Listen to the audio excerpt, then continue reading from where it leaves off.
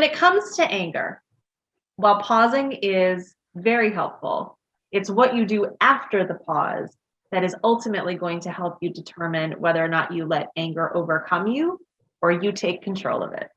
Hi, I'm Amy. I am the CEO and founder of Painted Porch Strategies, and I am here with my fierce team, Sierra Ram-Cantrell and Rob Hunter. And we are here visiting once again every week for the next 52 weeks with our Handbook for New Stoics. We are on week 47.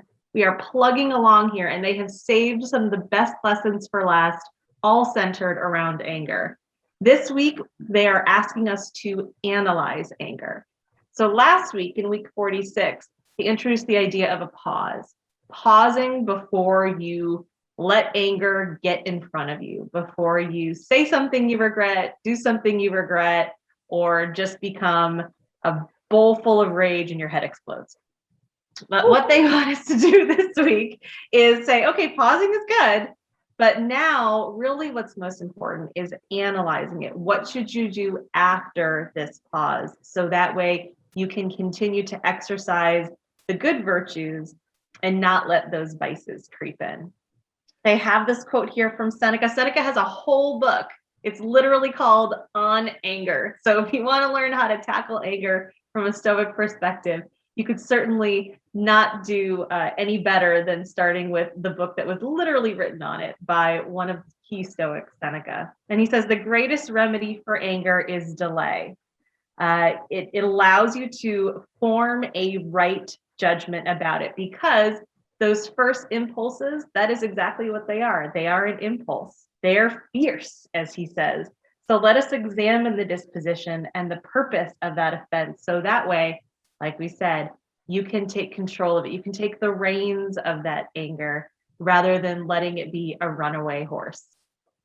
So Rob, Sierra, what were some of your initial thoughts on this particular lesson, specifically around doing a little bit of analysis with your anger?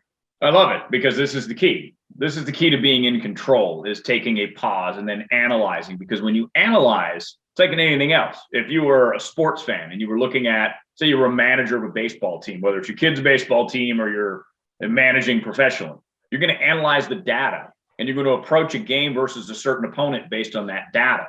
This is the same thing in life. So you're going to analyze what makes you angry. Why does it make you angry?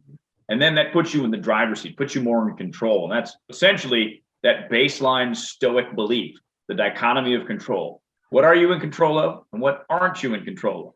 Well, it turns out you're not in control of much, but you are in control of your emotions, what you say, and what you do with those emotions. Sierra? So true. And I love later on in the chapter, it talks about, on the contrary, reacting calmly and reasonably is far more likely to help you accomplish those goals than outbursts of rage. So one of the things that I like to do when I take the pause of anger is I'm going to take the pause and I'm going to think about, okay, logically, what's really going on here? And then I try to remind myself of my main goals, either with my life or with my relationship with the person who is making me angry, or have those feelings, have those reactions. And usually when I stop and look at the goal, I'm like, the goal is more important than being ticked about something minor and stupid. Mm-hmm.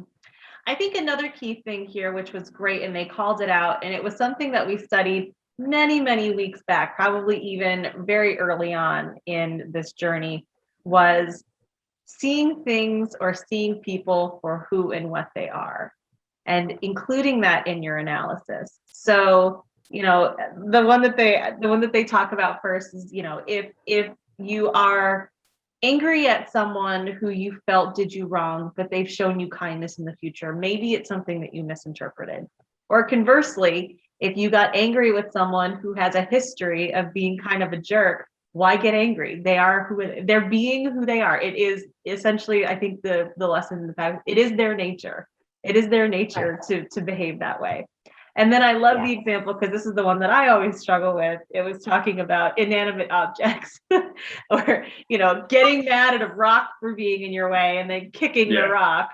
Get mad or at this thing. getting mad at a piece of technology that can have bugs in it. Things can go wrong with it. So why would you expect it to work flawlessly? Granted, you paid a lot of money for it, but it is still an electronic. It does have a piece of software. That software can occasionally have bugs or a little piece of code that got missed because it's programmed by humans.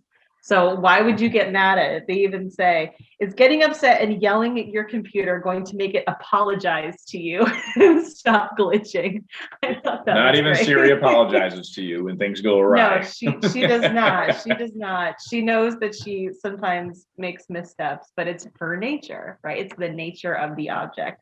So I thought that was really funny when they called that out. So I was like, oh, touche. But I think that's part of what the exercise is, right? What you're talking about is again, taking that Stoic long view, taking that 30,000 foot view, or as we like to say in Painted Porch strategies, flip the script. Mhm. So if something makes you angry, flip the script on that anger and say, okay, why is this making me angry? And how can I look at this a different way? So they use an example of a child, and Sierra can relate to this more than both Amy and I, because she's the mom in the room. Sometimes kids make you angry because sometimes kids do things that kids do, but kids don't have the longevity and the life experience that we have. So they react like a 5-year-old would or a 6-year-old would. So they suggest that saying, oh yeah, remember the age of the child. That is a factor in their decision making. So instead of maybe getting mad at the child and yelling at the child, it's all right, let me look at this from a 5-year-old's perspective and remind myself that this child only has this many days of experience in life and they're still developing. It's true.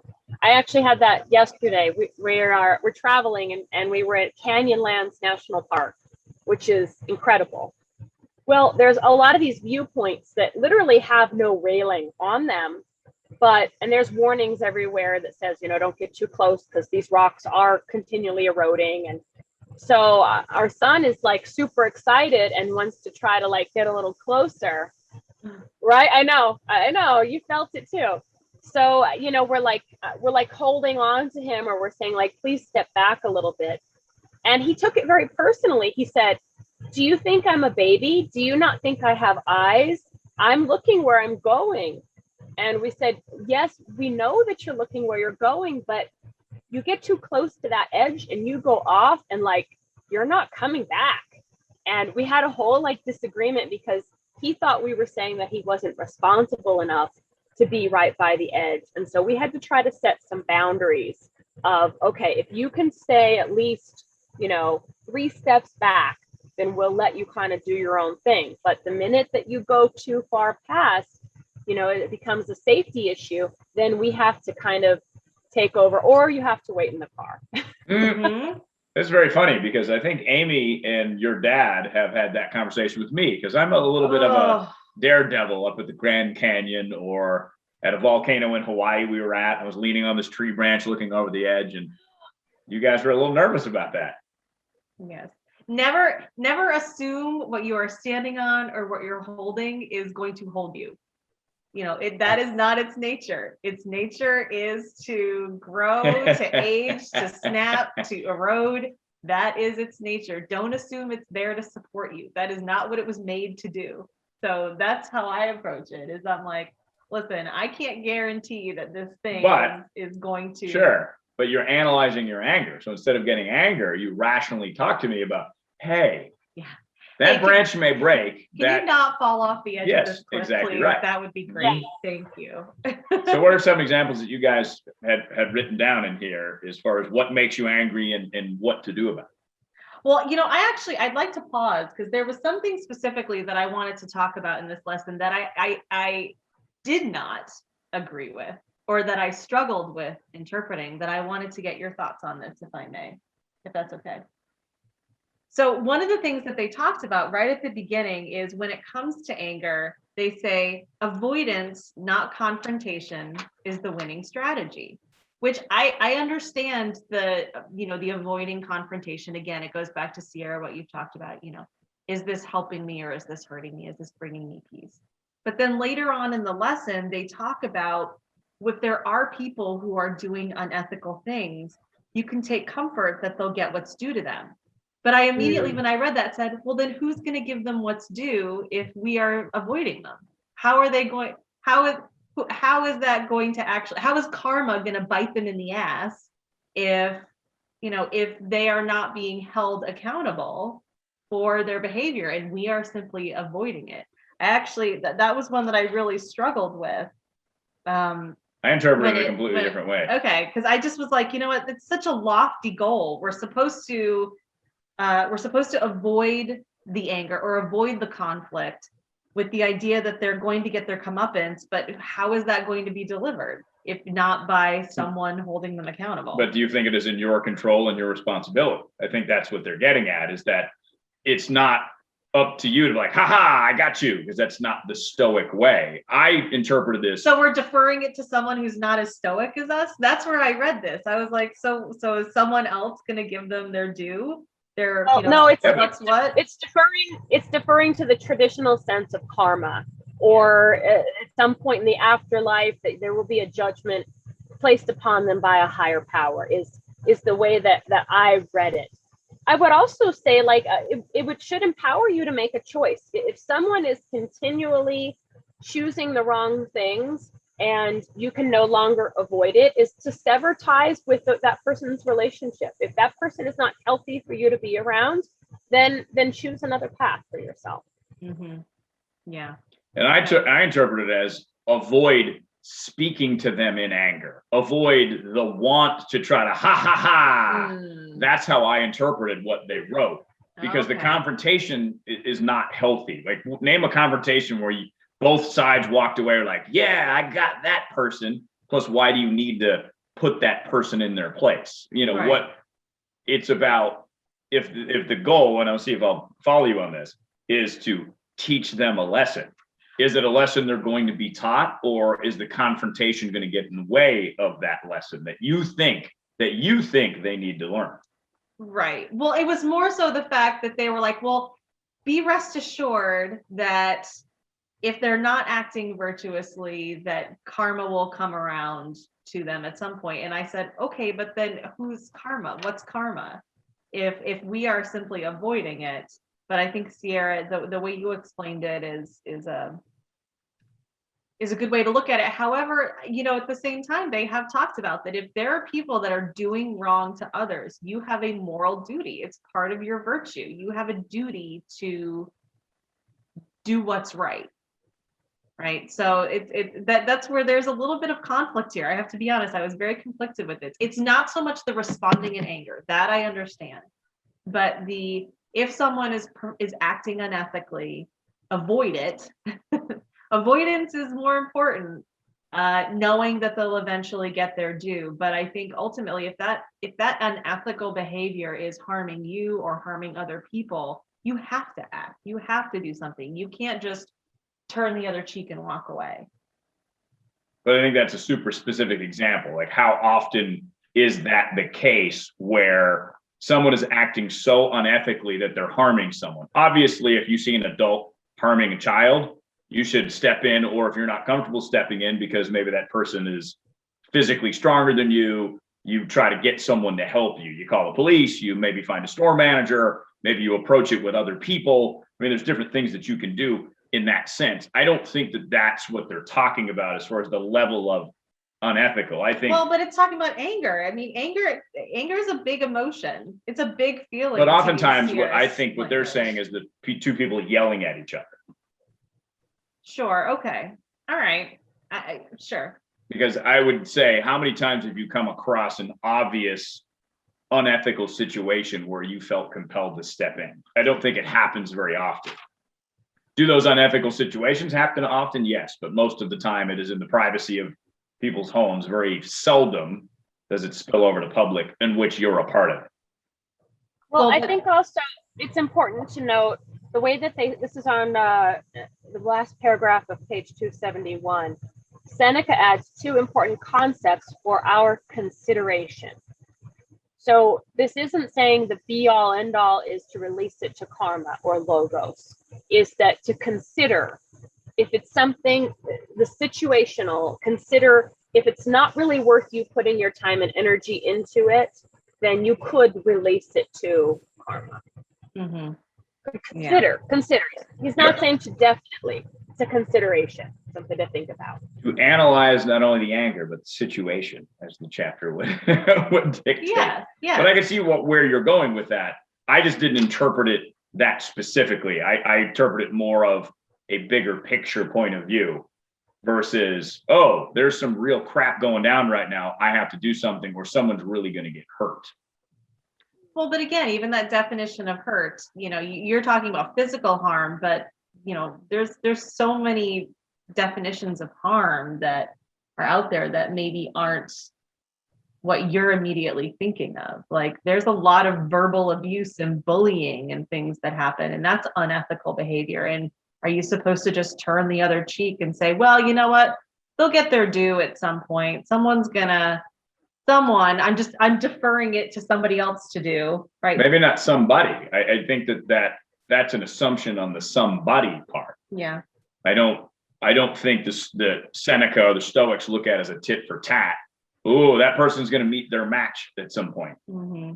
I just think that they realize that there's only so much in your control. And even sometimes you might feel good about confronting someone, feeling like you're achieving a goal, but only that person who is on the other side of that really knows if you've achieved your goal or not, because sometimes it might make the person get more angry because they don't want to learn the lesson right now. They're in the middle of an anger fit, and confronting people when they're in angry situations only gets more angry. Like, I'm going to outsmart you.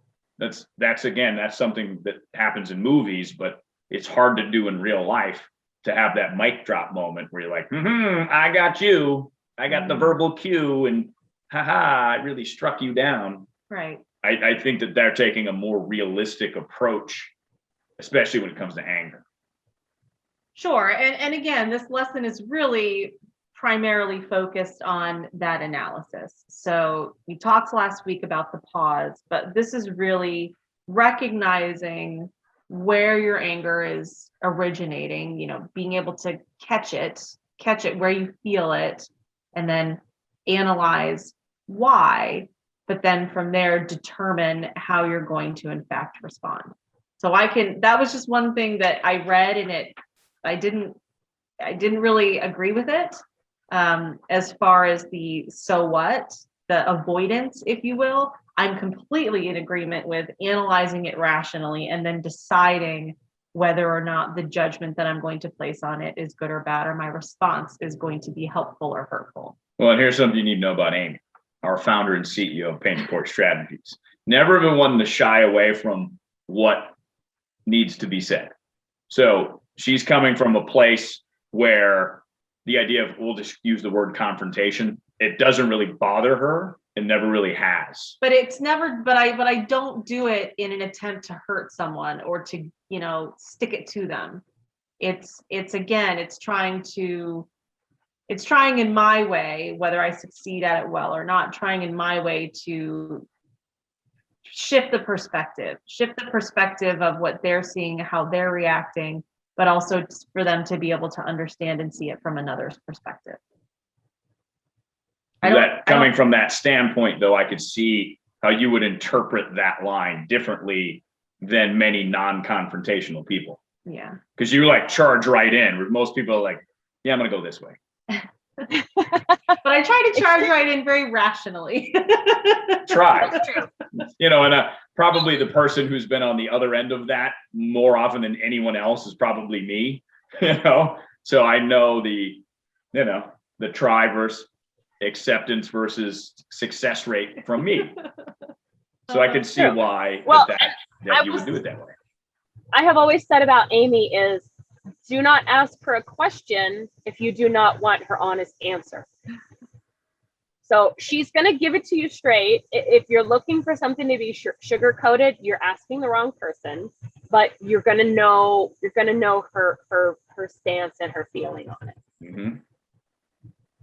Not that it's a bad thing. It's just the way it is. Thing to do, actually. All right, You want the answer? I'll give you the answer. No emotions. Here you go. You might not like it, but you asked. Mm-hmm. Sometimes you did it. And sometimes you didn't. That's right. That's probably more of the confrontation. Sometimes you didn't ask. But I'm gonna let you know anyways.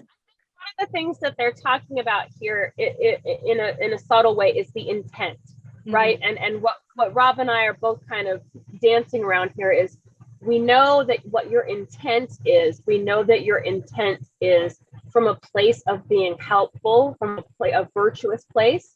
And so when you can recognize someone's intent and know that, okay, maybe that didn't come out the way that I would have preferred it, but I know what her intention is in that action. Yeah. Exactly. So again, this is about anger and how to deal with anger. So one of the things they want you to do is analyze it, right? That's the whole point of this lesson. So let's get back to what scenarios you guys came up with. What makes you angry? What makes you frustrated? And what did you come up with as a possible rebuttal, as they have us fill out here in this chapter? So I stuck with what they had. I didn't feel the need. I didn't feel like I had to expand on what they had. I feel like they really much honed in on the examples that I would have chosen. The biggest one was the circumstance. And it's usually the inanimate objects, that mainly technology, that I get frustrated with. So I liked that, where they said, why bother getting angry? And an inanimate object, it's not likely that it's going to apologize. I really liked that. I was like, yep, that's a good one for me, because it was similar to what I had written, I think, the prior week, when we had to write some of our implementation intentions, some of the questions that we wanted to ask of ourselves. And that was basically one. So that's what I really keyed into, was that it's not like they're going to apologize, or, as we've said often, they're doing their best with what they know and what they have today. Right. So stop expecting them to do more, be more than what they are. However, like I've said before, and just we talked about here, that doesn't let them off the hook, in my opinion. It still is an opportunity for a conversation to try to shift perspective, or to at least clarify, where there may have been a perceived wrongdoing of some sort. How about you, Sierra? I liked that as well. I wrote about not likely to apologize and not taking it personally.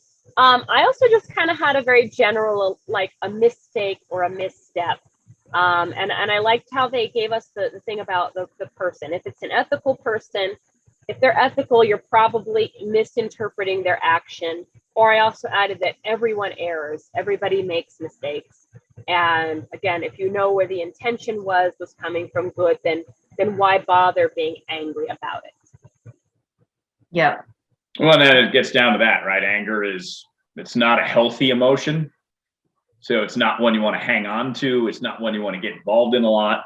So I did it for my day job, working in political talk radio. Politicians sometimes make me angry because of their decisions. But what I just realized, it's not that I just realized this, but what I will remind myself is that politicians going to politician.